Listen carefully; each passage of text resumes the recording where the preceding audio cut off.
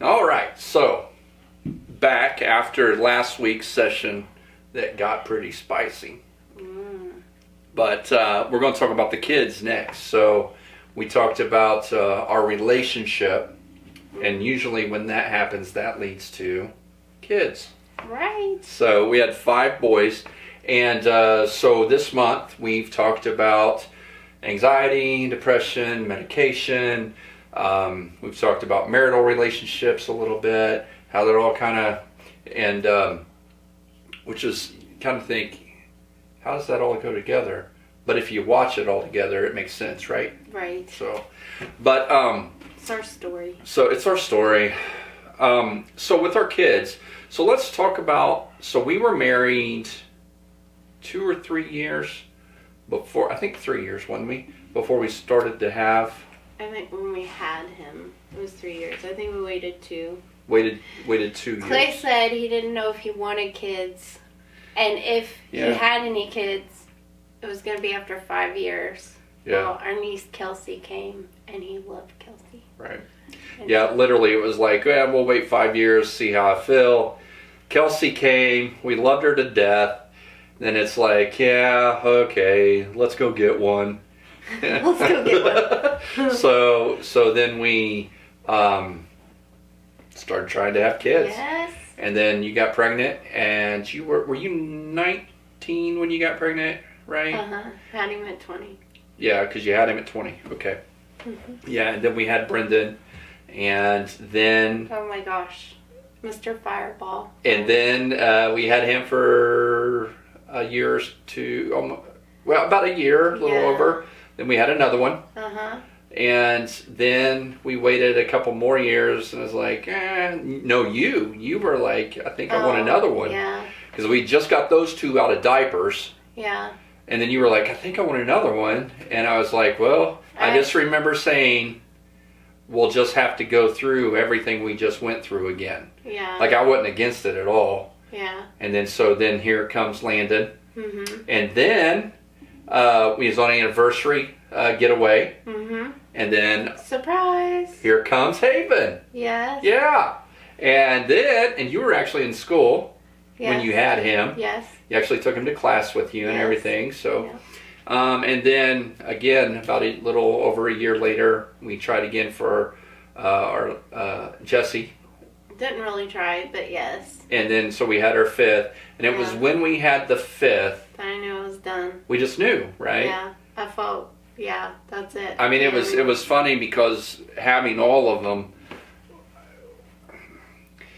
like when we had 2, it was like, okay, we got 2, we could live with that, but we didn't necessarily feel like we were done. But the 5th one, we just both knew, okay, that's that.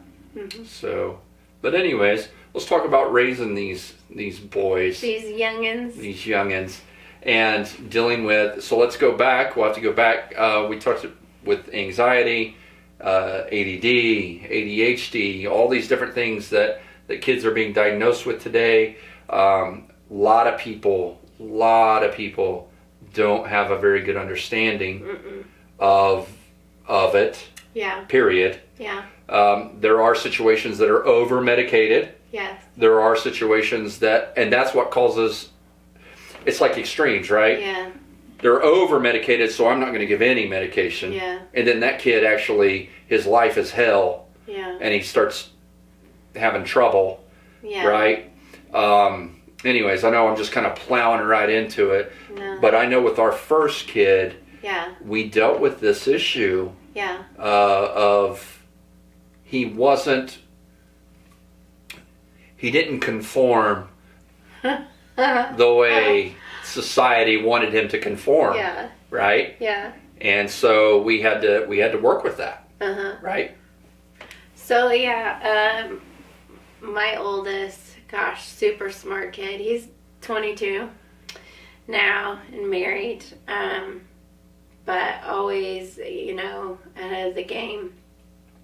Very smart. I remember him being OCD when he was smaller. having some anxiety, but he would line up his animals and they had to match. And if a kid, came and took one of his animals or moved it, he would get so angry and bite and you had the mom, the dad, the kids, the mom, the dad, the kids, and they were line up in a row. And it had to stay that way. So part of my fascination with mental health, I don't know if it started with Brendan. I don't know, part of it I know God just put in my heart, because I always loved people. I'm a nurse. Been a nurse for 12, 13 years now, I think. But my son Brendan, I remember kindergarten here.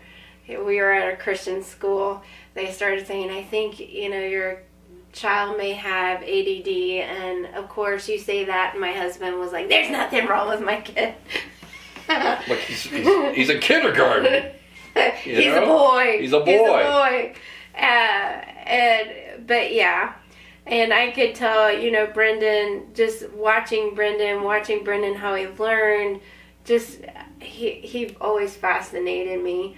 To go a little quicker, I remember we had him at STORE in the extended learning program. Yeah, he tested, first grade, he tested into Muncie Community Schools gifted program.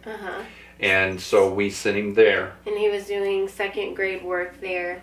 The teacher talked about how he would had a little trouble sitting still, would chew on his pencils. And it would take him a long time to do his work. And the other kids would finish and they could go play. So if I remember right, what he started doing is just filling everything out. He'd just fill it out so he could go play. And so, I mean, it's only first grade, but as far as A's, B's, and C's, he was average, but he started to hate school and actually developed some physical problems because of the stress. So, I won't go into it all, but there is a documentary, it's called Stolen Childhood. I just watched it on Hulu. Pretty good. But it's about Panda. And I know my husband's like, don't. She's reading to me, but when we got her Panda is, and she's reading this scientific thing, and I'm like, don't go there. But Brendan actually had strep throat at the time and was being treated for strep throat. And this is some kind of autoimmune neuropsychiatric thing that happens. But he was sitting at the table, and to get that child to focus was a nightmare, to get him to do schoolwork. And so I'm trying to get him to do work, and he, like I said, was also OCD. And so I remember him writing, and then he would erase because it wasn't perfect, and writing and erasing, and he would erase holes into his paper. And I remember I told him, I said, you cannot erase. I don't care what it looks like, you cannot erase. And at that time he started ticking because he was so stressed. And we had talked about... Now explain that, like, you say that, I know what you're talking about, but ticking. He started ticking. Yeah, his head was jerking. Just his head. So I remember putting in the sign. So he would sit at the table doing his work, and he'd be jerking his head. Because he was so stressed. But I remember looking that up back then. Looking it up. And that Panda. But it has something to do with strep throat. Or streptococcus. But anyway, you have to have some underlining things also, but it would bring out more of these different things like OCD and tics. Now, for disclaimer purposes, are you a doctor? I am not a doctor. You're not a doctor. I'm not a doctor. And you're not a biologist. I'm not a biologist. Right? You're just a mom. I'm just a mom. That used the internet Yes. to look up stuff. But I love research. Right. But anyway, So that was the day I remember telling Clay, I refuse to let my kids suffer because you can't admit that there's a problem. And so as people can tell, you're the one that really helped our lives quite a bit. Absolutely. Right. No. I kind of laughed because we talked about your anxiety, and there was a period of time I loved to blame our kids' anxiety and problems on you. But then the more that I thought about it, oh my gosh, do you remember I could not go through a drive-thru? I did not want to talk to the little intercom. I could not go to the bank. I remember when we first got married, because like I said, she was 17. We first got married, and I'm like giving her money to deposit. She's like, what do I do with this? What do I say? And I'm like, just give it to them. They know what to do. I said, what if they ask me questions? He said, you just say, I don't know. I mean, like, what's the problem here? You know? Man. But yeah, super anxiety. Such a little, you know, on our now I know we're getting off topic, but I do have to say this. On our honeymoon, we were at the hotel. There was this jacuzzi hot tub, man, yeah. and there's a little sign that said you must be 18 to enter. Yes. Because she was only 17 when we got married. Yes. She wouldn't get in. Nope. I was a good girl. I followed She wouldn't the break the rules. She's like, what if we get kicked out? Yeah, I don't want to like, get we're in married trouble. at a hotel. I don't think anybody's going to ask. Anyways. I did not get in the hot tub. And we did not get kicked out. So, Brendan. Yeah, so God love him. He just loved to explore. I remember loved to get into messes. Anything he could get his hands into. He was had a lot of, what do they call it, sensory oriented. Very sensory oriented. Yeah. So one time, sunless tanning lotion, painted his little brother in it. So then his brother was orange by the time I got it off. I had top locks on all the doors, all the cabinets. He could only go to his room. He striped him like a tiger one Oh time. my gosh. So Brendan kept me striped on everything.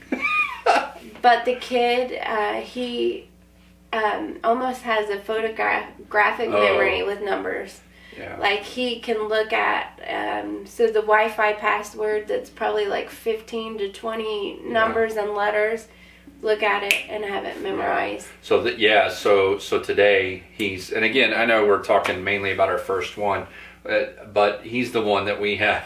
He was like our guinea pig, right? Yeah. And so today, yeah, he does. He has a photographic memory, and he's just so let's get right to the point on Brendan and the 22 years we've experienced with him. Yeah. Today, he doesn't take medication. No. He still has what people would say ADD.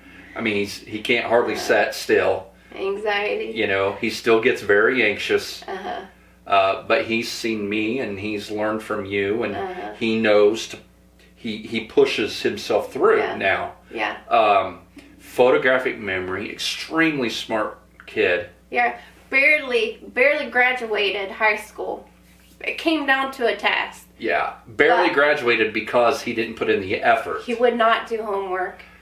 Right. You're talking years of fighting the kid to do homework. So his senior year, he's about ready to fail geometry. He was going to fail it until his semester exam. And he got the highest score. He got the highest score in the class, Yeah. right? So this is a very smart kid. Yeah. And he's learned to deal with himself. Yeah. No medication now. He's in the National Guard. And He's what in is the that National test? Guard. Yeah. What is that test they do? They call it ASVAB, I think. But, yeah. Scored very, very high. Very high. They were actually wondering why he wanted to be in the infantry. Yeah. So, but that's what he did. He did infantry. Yeah.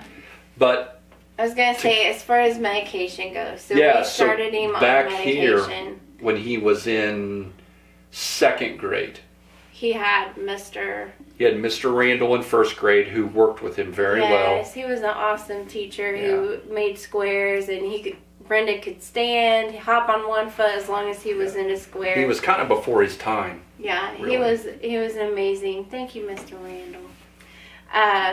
But we finally got Brendan on medicine. We tried a lot of natural things at first. And so this is what breaks my heart. This is where my heart breaks. because we have worked in the school system. I've worked with special needs. I'm a nurse. I've been in children's ministry teaching For Sunday years. school class since I was a teenager. So I've been with many, many kids, and for some reason, I would say a gift of learning to watch what works, what doesn't work. And I think, again, seeing my own kids, Brendan's not the only one who struggles with anxiety, who struggles with attention deficit disorder. But medicine was what helped him to get through school, because let's just face it, school is not, it's hard for kids to sit still and learn. It's hard for normal, right? I mean, so-called, I say normal. And but whether it's genetics, and there's a lot of cool books. I have a friend, I haven't read it yet, who just told me about a book called The Body Keeps the Score. I'm going to watch, but whether it's genetics, whether it's food, whether it's electronics, whether it's all the above, all these things, there's an issue.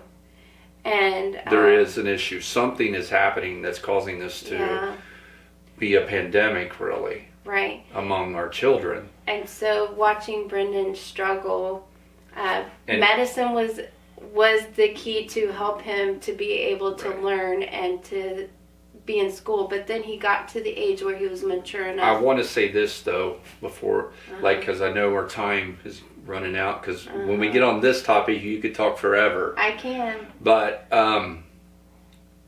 that's the point I want to hit on, what you just said, how bad it hurt when you found out how he was feeling. When he got older, and he knew how to express to you how he was feeling during that time, and how much that hurt. Oh gosh, you'll make me cry. There's people now that have kids that are like Brendan was, and maybe they don't understand, and maybe some of them are doing a great job, but maybe some of them, out of the good intentions, are actually causing more harm. Right. So Brendan talks about how he could never be himself, because if he was himself, then kids wouldn't like him. So he always had to learn to keep his mouth shut, he said, because if he starts talking, then he would always say too much or be too hyper. But it just breaks my heart, because the way his mind works is so incredible. And I've always tried to put in him, I always break my heart when people would say, hey, pray for my kid that God takes their ADD away. It would kill me, because the way Brendan's mind worked was like nothing else. Like the way he could see things and do things, I couldn't. I'd have to write it all out. He could do it all in his head. So there's some things that we see as a deficiency, right, that actually in the right realm is a splendid gift. Yes. But it's us that don't know how to deal with it. Right. He could play music and like never had any lessons, but could hear something and just play music. I think he was 12 years old, and all of a sudden I hear the wedding march. That we bought him this little cheap keyboard, and all of a sudden I hear the wedding march. I'm like, holy cow. I said, Bub, where'd you learn to play that? He's like, I watched a YouTube video. Yeah. And then like half an hour later, I hear another song. And I looked at him and said, did you watch a YouTube video? He's like, yeah. He said, I figured if I could do that one, I could probably learn another one. Yeah. And then now he can just play by ear. Technically, my son hasn't been diagnosed, but I think he may be somewhere on the spectrum. I keep saying that because of the way his brain is. Yeah. But, so through a period of time, we put him on medicine. Yeah, that's what I wanted to get back to. We did finally agree to try medicine, because he was only second grade. And we didn't put him, I think it was third grade. Toward the end, because it was Miss Green. Okay. It was toward the end, or halfway through or something, because I remember working with Miss Green on it. And I didn't want to but I didn't want to see my kid suffer so much. And my thinking was, he's only second grade. I don't want him to hate every day of school for the rest of his days. So we tried food changes. We tried all kinds of things. But yeah, medicine did help him at school. But I think the main key and we had to try different medicines at different times. We adjusted. So that's my point. Some people say, well, I don't want to do medicine because I don't want them to be a zombie, or it didn't work for that kid, but that's where you have to have trust in your medical doctor. Like you find a good medical doctor, right? And again, try not to medicate every. I mean, he was a boy. Right. You don't medicate every symptom. Yeah. Right. That's true too. He's gonna get in trouble. He's gonna get in a fight with his brother. He's gonna get mouthy at times. He's, not medicate everything, but yeah, I do want to say some things that I learned because we are closing. So closing. Yes. So our doctor, I remember he had me read a book, and one of the things that I learned in that book, this goes a long way with kids who are in the middle of a fit or screaming, and even in adults. I use this all the time, even in adults taking care of patients. If you can say their name. So if I go into a room and there's someone that I haven't met yet that's having a hard time, maybe they're in the middle of a episode and they're screaming or whatever, I'll say, what's their name? I'll get their name and I'll say, look at me. But I hear you say, that was huge to repeat back to Brennan. I hear you say, you're upset, you want this. And once he knew that you heard them, or him, or once even that person knows that you understand why they're upset, immediately takes the situation way down. Yeah. And I do that all the time, but it works. And that was one thing I learned from that book, and I couldn't even tell you what that book was, but it did. It worked for Brennan. Was it The Strong-Willed Child? It may have been. Yeah. But to repeat back to him, or I see that you're angry, can you tell me why? Or, sometimes with patients I'll say, I'm going to repeat back to you so I can make sure I understand what's going on. But so they understand that someone cares enough to know. You know what I'm saying? I care enough to see what's going on. But that's a big key. Oh, there was something else I was going to say, but I can't think. But well, so we'll start wrapping up right there, though. But as you were talking, I actually felt, I want to say I felt the Spirit of God, but I don't know, maybe just an unction or a drawing. Maybe it's just because we're one. I don't know. But I think that may be a subject to go deeper into when we get into our sessions for May. Maybe one session or anyway, because you said a whole lot in those just few statements. So maybe if people want to hear more of that, more of your experience, more of what's worked for you, because man, as you're saying that, I can just see all these different examples flashing through my mind, and all the people in the world today that deal, from law enforcement dealing with absolutely.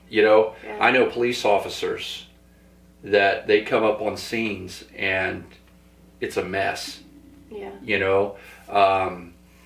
Nurses in the hospital, parents with their kids, grandparents trying to raise their grandkids, Sunday school teachers. We do seem to lack a good understanding of where to start with individuals who maybe need more of us, more of our attention, more of our human resource, than what we're willing to give. But maybe if we would look at it through the eyes of Christ, to be Jesus to the world, and take our time, maybe we could learn how to maybe begin to do a better job of relating to people. So maybe we'll do that. So if you like that idea, let us know. I guess you could comment and let us know, and maybe in May we can talk more about that, and maybe some strategies or some stories and how to relate to people that are suffering. Maybe you want to help somebody in your life that's suffering and you just don't know how to do it. So sounds like a good idea. Love you. Love you. Hey, so thanks for watching today, and hope you got something out of it. Hope you enjoyed it, and we appreciate you taking your time. That's why we do this, just a little something extra for you, and hope you get something out of it. And it matters to us what you think, and if you have any questions or things that you would like for us to talk about, leave a comment, please. Yeah, we'd like to have a conversation with you in the comments section, and that'll also help us on where to go for the next sessions.